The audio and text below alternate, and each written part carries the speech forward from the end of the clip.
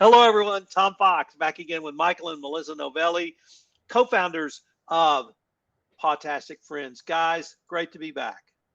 Great to see you, Tom. Great to be here. Who are the dogs we get to feature in this episode? So a couple of the dogs that are currently in the program is Athena and Sable. And then we're going to talk about the wonderful little Otis who got adopted. So let's start with Athena. So Athena is 5 years old, and she has been in rescue with our friends at Kiss My Paws for 3 years now. Her backstory is she was abandoned in an apartment, and her owners basically discarded her like trash. Since then, she's bounced around to different foster homes, but she hasn't quite found her place yet in the world. She is an energetic girl. She is very sweet, loves everybody she meets. She's interested in problem solving. She likes agility. She's very attentive, and she just is working hard to be her very best. What kind of dog is she, Melissa? She is she boxer? Yeah, Like a boxer pit mix. like all of us, kind of like a mixture. Yeah, she's Beautiful dog. when she found her way back to rescue, she was very heavy in weight. So since then, she's trimmed down. She's very athletic, and she just beauty brains the total package. Guys, a lot of people are afraid of pit bulls and of boxers, and now you've got a pit boxer mix. Can you tell us, can you disabuse these people of the wrong ideas about both of those breeds? What they're always hearing on the media is always the bad stories about a pit bull. And most of the time, the news says it's a pit bull and they don't even know what breed it is.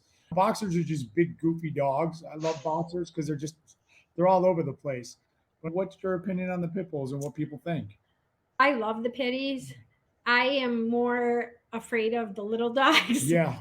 than the big dogs. And if you recall way back when, pit bulls were known as nanny dogs. That goes all the way back to the Little Rascals with Petey. They were nanny dogs. They're good with kids. And to be honest with you, it's the way you raise them. Exactly. And there's a lot of bad people out there that raise them the wrong way. And then there's people like Michael and Us. I who have a Bentley, and we had Bridget. And you just have to be a responsible pet owner. And when you adopt a dog, it's for life. So that means teaching them, nurturing them, and teaching them the right way to be. It's like having a kid. If you teach a kid and you ignore them and you teach them bad, they do bad. They become a product of their environment. Exactly. All right. So how about Sable? So Sable, she's new to the program, and she is another senior. She is 10 years old. She lived with her family all her life and found her way back into rescue. She loved coming. As I watched the videos of her, it was only supposed to be 3 weeks that I had an open spot. But after I saw how much she enjoyed it, I called Kathy at Smati and I said to her, "Oh no." I said, "I'm making a spot for her." And she said, "Oh, but I thought that you were limited." I go, "I am, but I watched on the video and that's all it took for me. And if this is what brings her enjoyment, I'm not going to be the one to take that away from her." She's beautiful. What kind of dog is she, Melissa? She is, I want to say, a lab mix, and very sweet, very gentle. Like I said, she's 10 years old. So this gives her a break from her kennel to come to a place where she can do whatever she wants. She can learn, she can play with toys, she can go on agility equipment, she can sniff around, she could do doggy yoga. And what I like with seniors, both big dogs and small dogs, what I like is for them to come to the center and not necessarily do all the hard stuff. I like to use it as a learning tool for like doggy fitness. So they go on the yoga ball, they go on the fit bone and do stretching and stuff like that. Because just like with humans, fitness is good for them. And we've had several senior dogs, and one being Boo, who came, that it's just changed their life. It's changed their quality of life because it's giving them like a reason. Their bones aren't as sore, their joints are as stiff.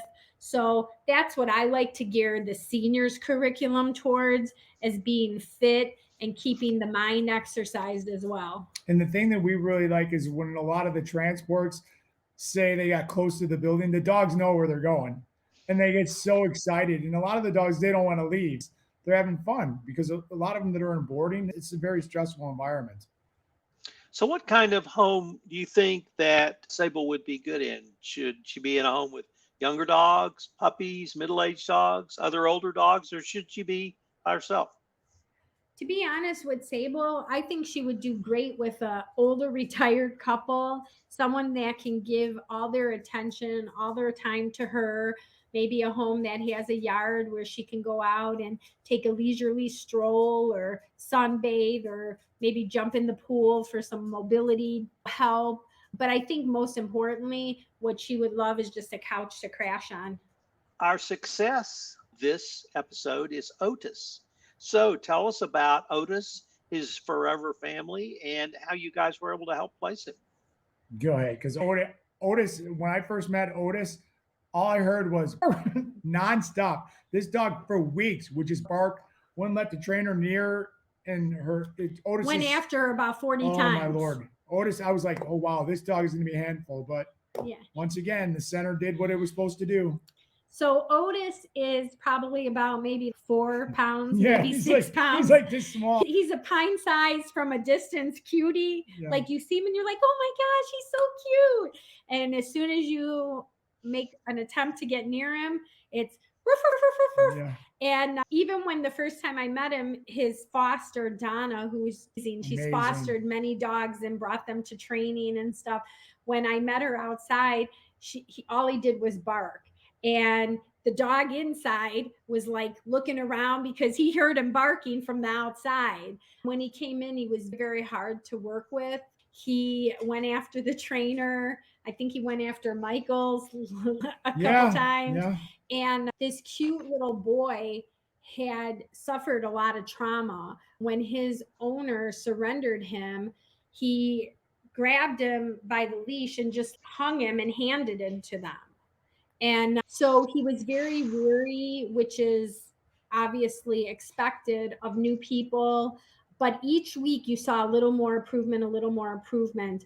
And one of our dear friends, Anula, fell in love with him. And she was coming to the last few sessions to try to help him work through his stranger danger. And stole her heart, just everybody that saw him. But again, he had a lot of issues that needed a patient adopter.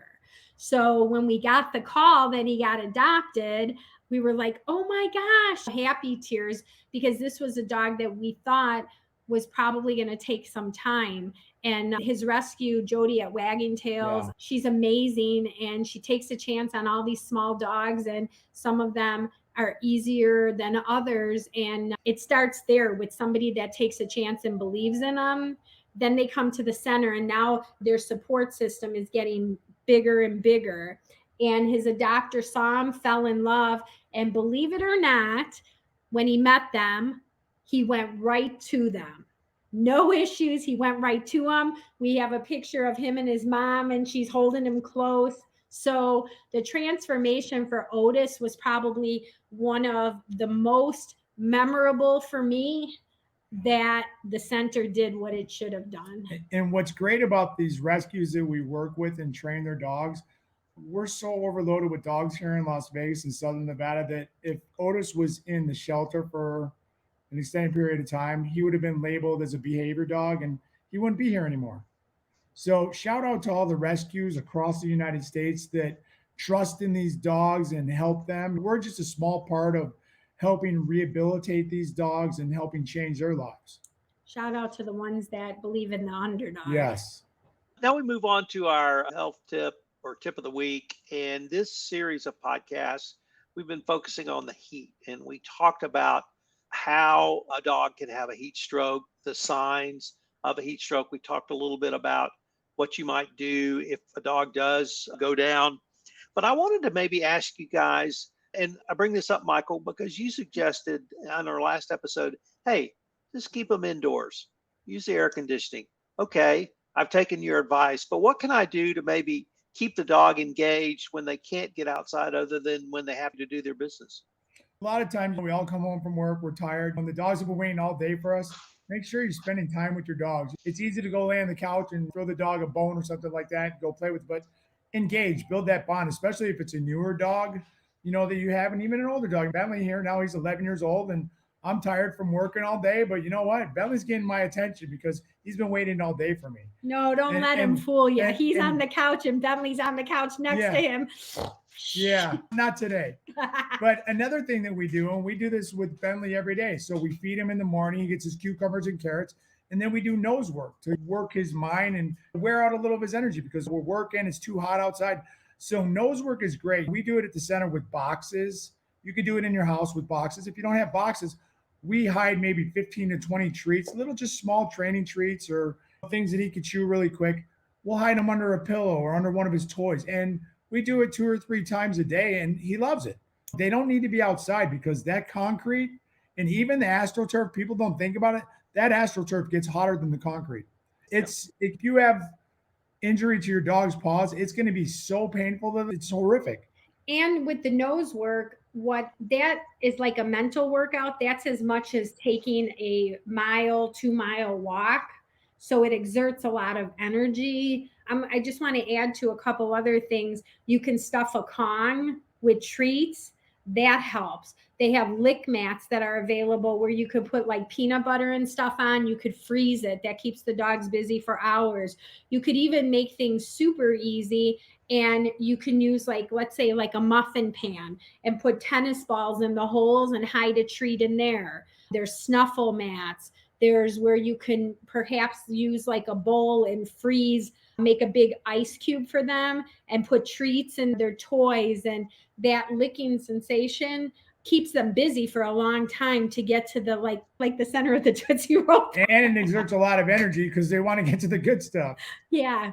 So there's so many things, and people, what they can do is they can just go on to Google enrichment training at home, and it's do it yourself. And there are so many cool enrichment tools that you can utilize with simple things laying around your house. Plastic bottles, you could throw them in there. We created some things for our friends out at Friends for Life. Tom, one of our awesome volunteers, he built these PVC pipes with holes in them. We're going to put treats in, they'll spin them around.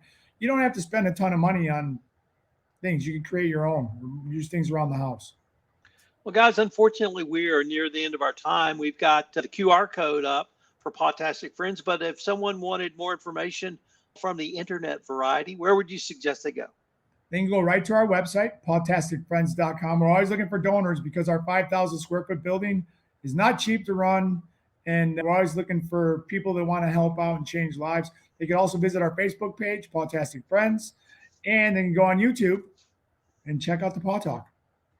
The Paw Talk. Guys, thanks again. I look forward to getting back together next time. Tom, thanks for everything. We greatly appreciate it. Thanks, Tom.